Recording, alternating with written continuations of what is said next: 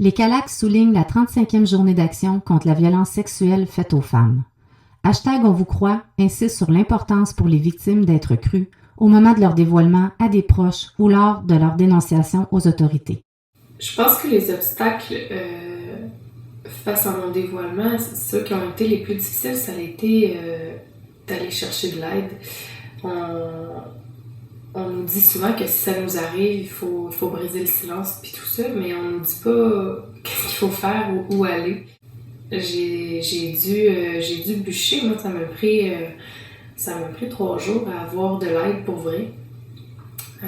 De savoir qu'il fallait aller à l'hôpital, faire la trousse médico-légale, ça on n'en parle pas quand on nous dit qu'il faut briser le silence. Au niveau social, c'est sûr que ça a beaucoup de répercussions. Pour un petit bout, tu te sens pas sécure, tu te sens pas en sécurité, tu sais pas à qui tu peux faire confiance. T'as un peu peur de la réaction des gens. T'as toutes sortes de réactions quand tu décides de briser le silence puis que tu choisis les personnes à qui le dire.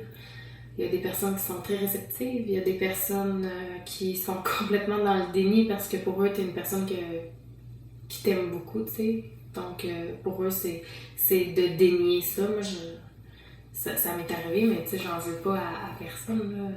Je comprends, je peux comprendre que c'est quelque chose qui est pas évident. Ça a aussi des répercussions.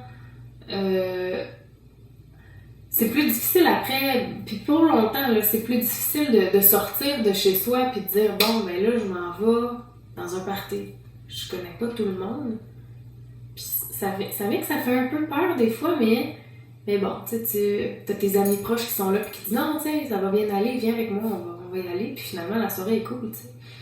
Je pense que ça prend beaucoup de courage. Je pense que faut se tenir forte face à ça. On était victime, oui, mais ça veut pas dire qu'on décide de vivre notre vie comme une victime.